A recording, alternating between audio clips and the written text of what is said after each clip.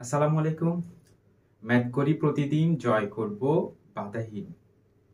তো আজকে আমরা ম্যাট্রিক্সের একটা একটা গুরুত্বপূর্ণ একটা টপিক আমরা আজকে পড়ব, যেটা নাম হচ্ছে অভেদক ম্যাট্রিক্স বা একক ম্যাট্রিক্স। ঠিক আছে? তো অভেদক ম্যাট্রিক্স বা একক ম্যাট্রিক্স এটাকে আমি এখন ভিন্ন 10টা নামে ডাকবো। তাকে আমি অন্যভাবে 10টা নামে তাকে ডাকতে পারবো, যেটা এমসিকিউতে মোস্ট ইম্পর্টেন্ট। তোমার ওই যে বহুপদী যে সমাপ্তি সূচক যে প্রশ্নগুলো হয় এমসিকিউতে, 3টা অপশন থাকে, তো ওটাতে মাস্ট প্রায় সময় কিন্তু বোর্ডে কিন্তু একটা প্রশ্ন পাবা। ঠিক আছে? তো এইটা দেখা মানে আজকের এই ক্লাসটায় যে 5 মিনিটে ক্লাসটা দেখা মানে একটা এমসিকিউ কনফার্ম হয়ে যাওয়া। ঠিক আছে? তাহলে শুরু করছি। দেখো, তো ফার্স্টে যেটা সেটা হচ্ছে আমরা এটা তো একটা অভেদক ম্যাট্রিক্স, আমরা জানি একক ম্যাট্রিক্স। অভেদক ম্যাট্রিক্স অথবা একক ম্যাট্রিক্স বলা হয়। তাহলে আমি ফার্স্টে তাকে একটা নামে আমি ডাকবো, সেটা হচ্ছে এটাকে আমি দিতে পারি, এটা যে বর্গ ম্যাট্রিক্স দিতে পারি আমি, তার বর্গ ম্যাট্রিক্স। বর্গ ম্যাট্রিক্স কেন বর্গ ম্যাট্রিক্স? বর্গ ম্যাট্রিক্সের ডেফিনিশনটা কি ছিল? সারি কলাম সমান থাকবে। ঠিক আছে? তাহলে এখানে দেখো 3টা সারি আমার, এই যে দেখো 3টা সারি, যে 1টা 2টা 3টা সারি এবং 3টা কলাম। ঠিক আছে? তাহলে বর্গ ম্যাট্রিক্স 2 নাম্বার আমি তাকে নাম দিতে পারবো। এখানে দেখো, তাকে আমি কর্ণ ম্যাট্রিক্স নাম দিতে পারবো। কর্ণ ম্যাট্রিক্স, কর্ণ ম্যাট্রিক্স। আচ্ছা, কর্ণ ম্যাট্রিক্সের এটা কি ছিল? কর্ণ ম্যাট্রিক্সের যেটা ছিল সেটা হচ্ছে তোমার এই যে মুখ্য কর্ণ, যেটা খেয়াল করো, এই যে মুখ্য কর্ণের বুক্তিগুলো কি হবে? নন জিরো হবে। মুখ্য কর্ণের বুক্তিগুলো জিরো হবে না, বাকি সবটা জিরো। সেটাকে আমরা বলবো আসলে কর্ণ ম্যাট্রিক্স। মুখ্য কর্ণের বুক্তিগুলি কি হবে না? জিরো হবে না, বাকি সবটা জিরো। সেটা হচ্ছে কি কর্ণ ম্যাট্রিক্স। তাহলে এটা একটা কর্ণ ম্যাট্রিক্সের মধ্যে পড়ে। ঠিক আছে? 3 নাম্বার, এটাকে আমরা বলতে পারি স্কেলার ম্যাট্রিক্স। স্কেলার ম্যাট্রিক্স আমি বলতে পারি এটাকে। দেখো,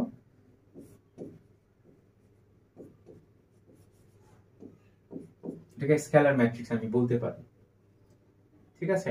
স্কেলার ম্যাট্রিক্সের ডেফিনিশন সেটাই, যেসব কর্ণ ম্যাট্রিক্সের আমরা কর্ণ ম্যাট্রিক্সের সংজ্ঞাটা কি জানি, যে মুখ্য কর্ণের বুক্তিগুলো non zero. But non zero হওয়ার সাথে সাথে যদি তারা ইকুয়াল হয়, সবগুলো ভ্যালু ইকুয়াল হবে, মনে করো সবটা 1, সবটা 2, সবটা 3, সবটা -5, তাহলে সব ইকুয়াল না? ঠিক না? তাহলে কর্ণ ম্যাট্রিক্স তো ঠিক আছে, জাস্ট নন জিরোটা শর্ত। সমান হোক অসমান হোক সেটা আমার দেখার বিষয় না, সেটা ছিল কর্ণ ম্যাট্রিক্স। বাট সমান হলে স্কেলার ম্যাট্রিক্স। তাহলে সমানের বৈশিষ্ট্যটা এখানে আছে, তাহলে এটাকে আমি স্কেলার ম্যাট্রিক্স বলতে পারি।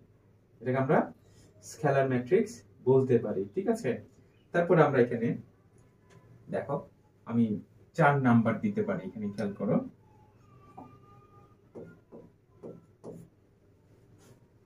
4 নাম্বারটা আমি এখানে লিখতে প্রতিসম ম্যাট্রিক্স লিখতে পারি। প্রতিসম ম্যাট্রিক্স, প্রতিসম ম্যাট্রিক্স। আচ্ছা আচ্ছা, আমি এটাকে লিখতে পারি, দেখো সমঘাতী ম্যাট্রিক্স।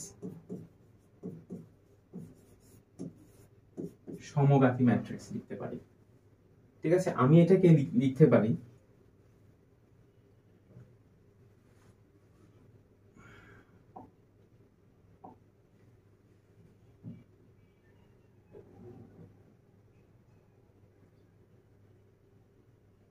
আচ্ছা প্রতিসম ম্যাট্রিক্স। আচ্ছা, প্রতিসম সংজ্ঞাটা ছিল যে নরমালি যে একটা ম্যাট্রিক্স তুমি সেটাকে কি করবা, সেটাকে হচ্ছে তুমি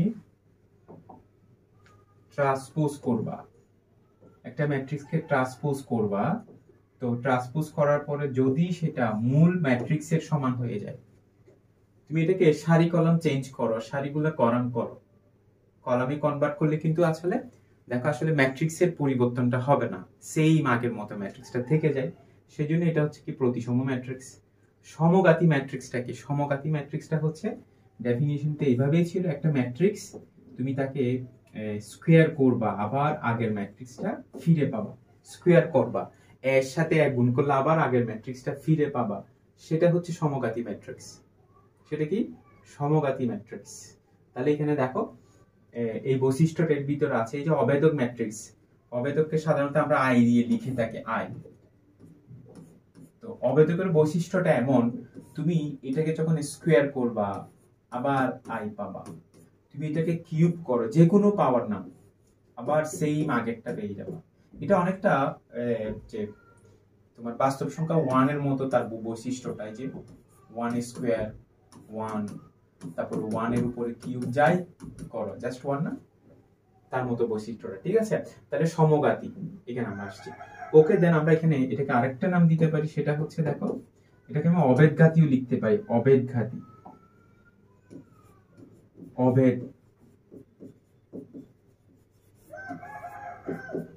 অবেদঘাতী ম্যাট্রিক্স, এটাকে আমরা অবেদঘাতী ম্যাট্রিক্সের নাম দিতে পারি। ঠিক আছে। আচ্ছা, অবেদঘাতীটা যে ইয়াটা ছিল সেটা হচ্ছে, খেয়াল করো, একটা ম্যাট্রিক্স তুমি সেটাকে স্কোয়ার করবা, স্কোয়ার করলে তুমি কি পাবা? অবেদক ম্যাট্রিক্স পাবা। একটা ম্যাট্রিক্স, একটা বর্গ ম্যাট্রিক্স, তাকে তুমি বর্গ করলে, স্কোয়ার করলে একটা কি পাবা? অবেদক ম্যাট্রিক্স পাবা। অবেদক মানে এইটা পাবা। ঠিক আছে, তাহলে এখানে এই যে ম্যাট্রিক্সটা, এটাকে তুমি স্কোয়ার করো তো দেখি, স্কোয়ার করলে তোমার অবেদক চলে আসছে আইটা তো অবেদক। ঠিক আছে, স্কোয়ার করলে তো এটা চলে আসতেছে, তাহলে সেটাকে আমি সেই হিসেবে এটাকে অবেদক ম্যাট্রিক্স আমি নাম দিতে পারি। ঠিক আছে, তাহলে আমরা কয়টা পেয়েছি? আমরা 6টা পেয়েছি। এরপরে দেখো বাকিগুলো আমি দিচ্ছি। আচ্ছা, এটাকে আমরা নাম দিতে পারি। 7 নাম্বারটা দেখো, এটাকে আমরা উলম্ব বা লম্ব ম্যাট্রিক্স দিতে পারি। উলম্ব ম্যাট্রিক্স নাম দিতে পারি, উলম্ব ম্যাট্রিক্স নাম দিতে পারি। ঠিক আছে। আচ্ছা, উলম্ব ম্যাট্রিক্সের বৈশিষ্ট্যটা কি ছিল?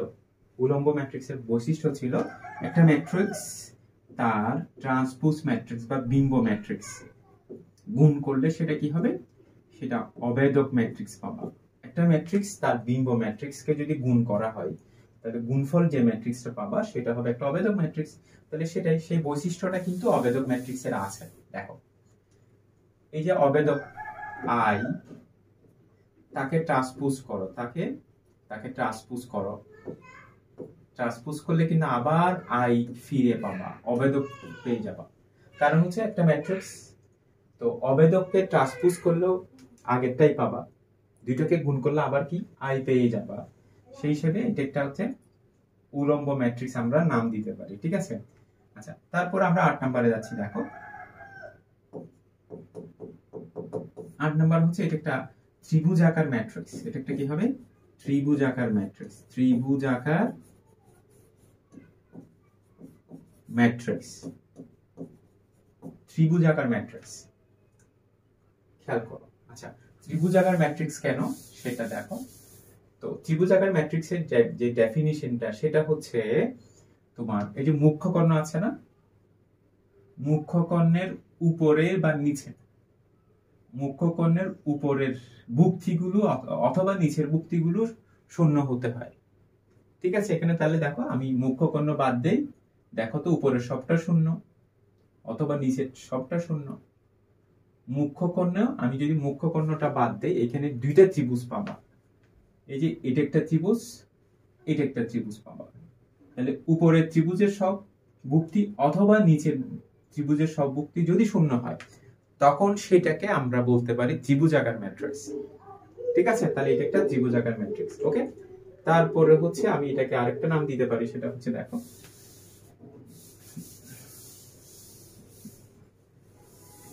আচ্ছা 9 নাম্বারটা দেখো। 9 নাম্বারটা হচ্ছে আমি এখানে দিতে পারি, দেখো, নিম্ন ত্রিভুজাকার ম্যাট্রিক্স। নিম্ন ত্রিভুজাকার ম্যাট্রিক্স।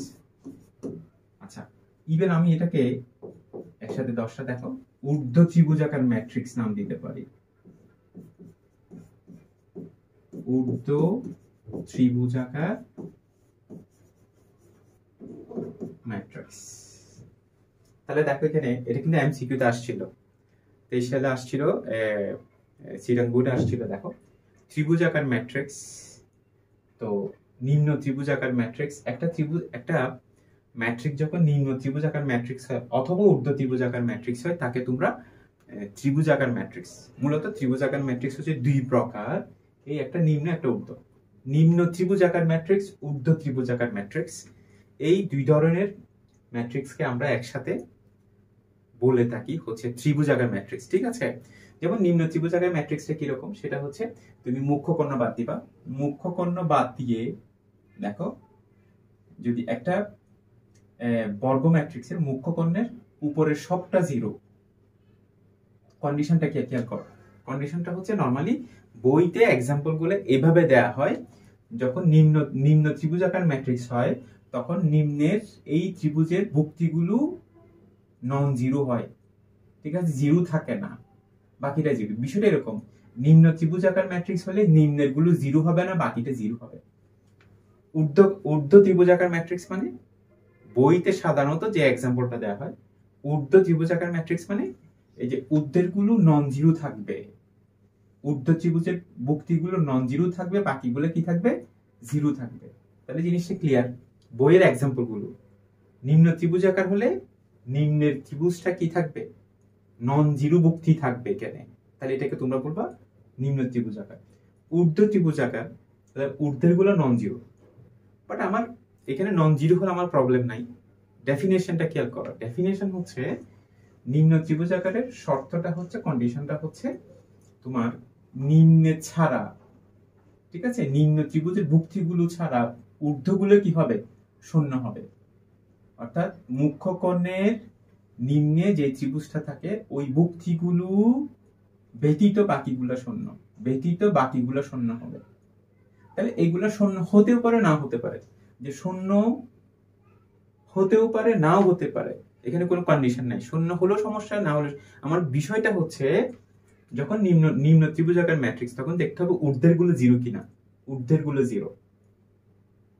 আর যখন ঊর্ধ্ব ত্রিভুজাকার ম্যাট্রিক্স তখন নিম্নের গুলো কি হইতে হয়, জিরো হইতে হয়। তাহলে এই ভুক্তিগুলো জিরো হতেও পারে নাও হতে পারে। আশা করি বুঝছি।